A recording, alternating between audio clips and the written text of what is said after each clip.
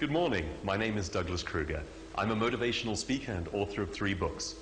Welcome to The Power of Thought. Over the last couple of weeks, we've been looking at how your thinking holds you back or moves you ahead, and the power that you can unleash from your mind. I made you a promise. I said I would give you some simple, practical tools that you can use to get ahead in life. Let's look at the next one.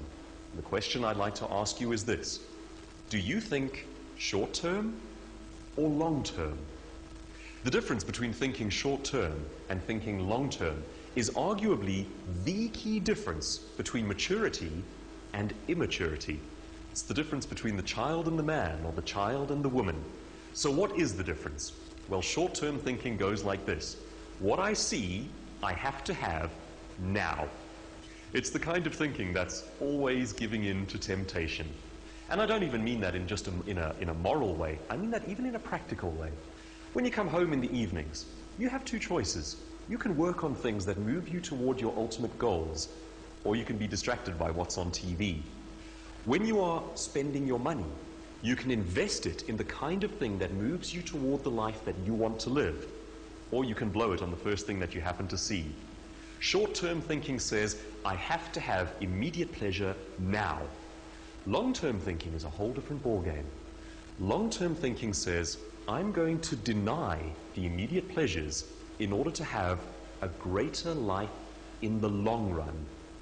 Let me give you a simple, practical example of how you can use that in your life. I had a goal to write a book, and I know that as a speaker, writing a book is very important to my career. People take you more seriously. But writing a book is also a lot of hard work. And it's a lot of hard work that you do in your own time. Nobody gives you the free time to write a book. I knew that it was important though, so I made the choice to deny those short-term pleasures and invest time every single day in moving toward this goal. I did that in spite of the fact that there was no assurance that it would work anywhere down the line. I did it in faith. And that's the difference between short-term and long-term thinking. What's your big goal? What is your long-term goal? Who do you see yourself being in 10, 15 years' time? Well, I'd like to share a thought with you, and that is this. You are not separated from your goals by a number of years. You are separated from your goals by a number of actions. In other words, it's not about the years. It doesn't have to take 10 years to get there. It's a certain number of actions that you need to do. And doing those things will mean denying short-term pleasure, denying taking time off, denying the easy road, and actually doing the hard thing, which is investing in your goals slowly but surely, day by day. As time goes by and you take those steps, you'll come closer and closer to the life that you want to live.